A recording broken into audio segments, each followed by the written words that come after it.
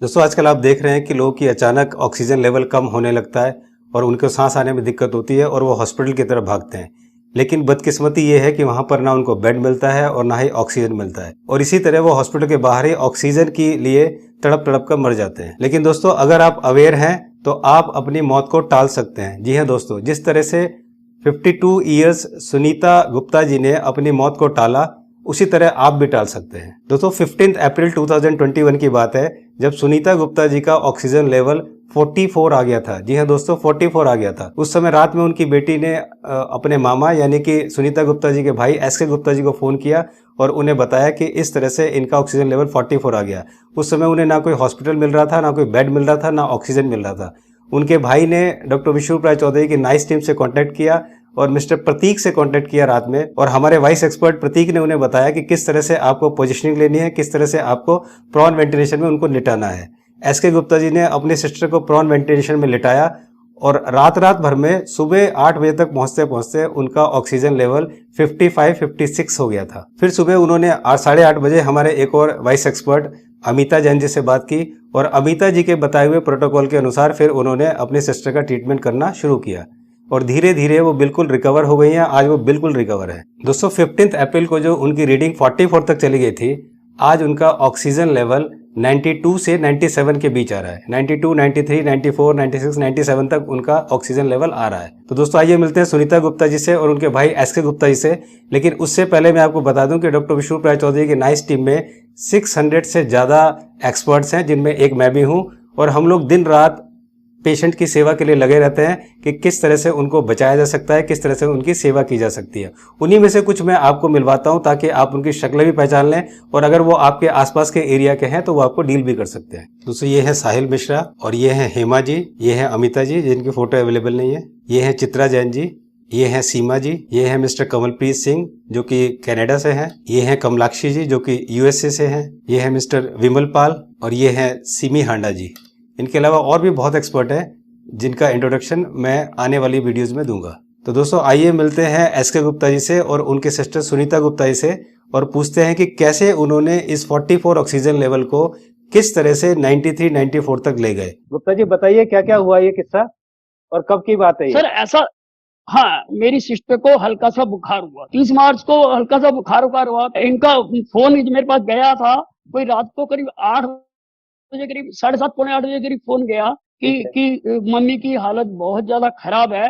तो मैंने इनसे कहा कि ऑक्सीमीटर लाने के लिए, मैंने इनको दोपहर को ही बोल दिया था। ये ऑक्सीमीटर लेके आए, इन्होंने चेक किया तो करीब रात को 8 बजे करीब, 7:30 बजे करीब इनका जो था उसमें 65-68 के करीब आ रहा था इनका। ओके। लेकिन जैसे जैसे मैं घर पहुंचा तो इनका 44 के करीब हो गया था इनका। ओके। और आते ही मैंने सबसे पहले मैंने दवाइयां बंद की और दवाइयां बंद करा, कौन वेंटिलेटर, मैंने इनको वो सिस्टम को अपनाया। मैं डॉक्टर विश्वरूप राय चौधरी से मैं करीब 7 साल से मैं जुड़ा हुआ हूँ उनसे। और मैंने बहुत सारी ट्रेनिंग और सेमिनार अटेंड किए हैं। उसके बिहाफ पे मैंने देखा था अगर किसी को ऑक्सीजन की अगर कम हो जाए तो हॉस्पिटल ले जाने की आवश्यकता नहीं है। उनको प्रोन वेंटिलेटर आप देके घर पे भी आप इलाज कर सकते हैं। तो मैंने सेम वही, मैंने आते ही मैंने दवाइयां बंद की, बंद करते ही मैंने प्रोन वेंटिलेटर में लिटाया और लिटाने के बाद मैंने टेबल फैन था, मैंने वो इनके लगाया, मुंह के आगे लगाया। और मैं रात भर जागता रहा और मैं चेक करता रहा इनको। तो सुबह तक बढ़ते बढ़ते 8 बजे तक ये 54-55 के करीब आ गया था ये। अच्छा, उसके बाद फिर आपने क्या किया? पर उसके बाद मैंने इनको बस वही इसी प्रोन पे लिटा के रखा मैंने और ब्लड प्रेशर वगैरह सब देखता रहा मैं इनको। इसके बाद मैं इनको वही क्या नाम है, नारियल पानी, फ्रूट्स एंड सैलेड्स, ये शाम तक मेरा ट्रीटमेंट चलता रहा इनके साथ में। Okay okay okay. जूस, नारियल पानी, जूस एंड फ्रूट। तो फिर उसके बाद फिर आपको आपने किसी की हेल्प ली क्या या खुद ही आपने ये सब किया ट्रीटमेंट? बिल्कुल, मैंने अपने डॉक्टर विश्वरूप राय चौधरी की जो नाइस टीम है, मैंने उनकी हेल्प ली मैंने। ओके। अमिता जी हैं, वो मेरे से पहले भी मिल चुकी हैं। तो अमिता जी हमारी नाइस टीम से है, हमारे साथ की हैं अमिता जैन जी, जिन्होंने एसके गुप्ता जी की हेल्प की। एसके गुप्ता जी भी जुड़े हुए हैं, डॉक्टर विश्वरूप राय चौधरी की वीडियो देखते हैं काफी दिन से। और आपको लगता है एसके गुप्ता जी की कि आपको डॉक्टर विश्वरूप जी के जुड़ने का फायदा हुआ और आपने अपनी अवेयरनेस से अपनी सिस्टर को 110% हुआ सर मेरे को फायदा। और मैं तहे दिल से डॉक्टर विश्वरूप चौधरी जी का तहे दिल से बड़ा भारी आभारी हूँ। इन्होंने मेरी सिस्टर को ही नहीं, पता नहीं कितनों को अभी तक ठीक करते आ रहे हैं। लेकिन 44 ऑक्सीजन लेवल पर आने के बाद मैं खुद बहुत डरा हुआ था।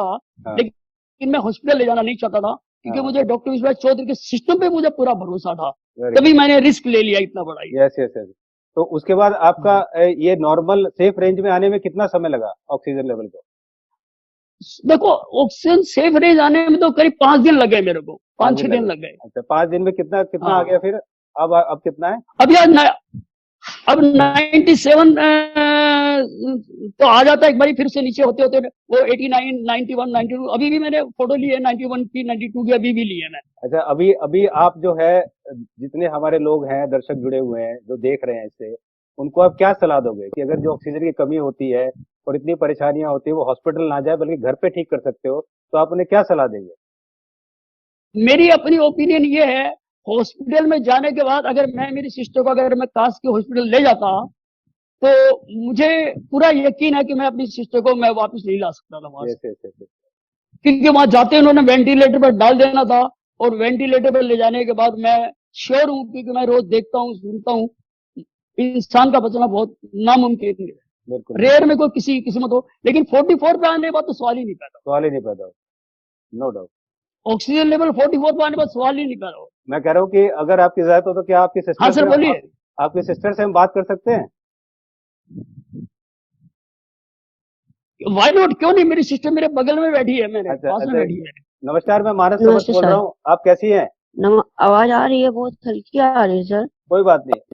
आप ये बताइए, हाँ जी, आपका बोलिए सर। आपका ऑक्सीजन लेवल इतना कम आ गया था, अब आपको कैसा फील हो रहा है? हाँ जी सर, अब आपको कैसा लग रहा है? अब मेरे को बिल्कुल ठीक फील हो रहा है।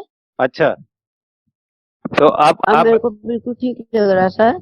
अच्छा, तो अगर आप हॉस्पिटल जाती तो फिर क्या होता आपको मालूम है? हेलो। मैं कह रहा हूँ, आप लोगों को क्या सलाह देना चाहेंगी? हाँ जी। आप लोगों को क्या सलाह देना चाहेंगी कि अगर जिसका ऑक्सीजन लेवल कम हो तो आप जैसे आपने घर में ठीक किया, वो लोग भी ठीक करें इसको?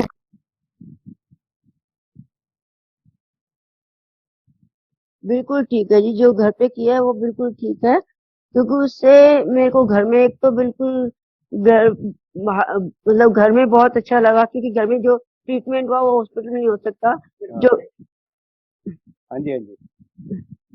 क्योंकि घर में जो आराम है वो बाहर हॉस्पिटल में नहीं है। हाँ, मेरे को घर में जिस तरह से लिटाया गया, आराम से पंखा लगाया गया, हाँ, और मुझे जो सुविधा घर में मिली, हाँ। मेरे को हॉस्पिटल में नहीं मिलती, और मेरे को शायद उतना अच्छा महसूस नहीं होता जितना मेरे को घर में महसूस हुआ। थैंक यू सो मच कि आपने अपनी बीमारी में भी हमें टाइम दिया, और हम भगवान से कामना करेंगे कि आप जल्दी से स्वस्थ हो जाएं, और स्वस्थ होकर फिर हम आपके साथ एक इंटरव्यू करेंगे।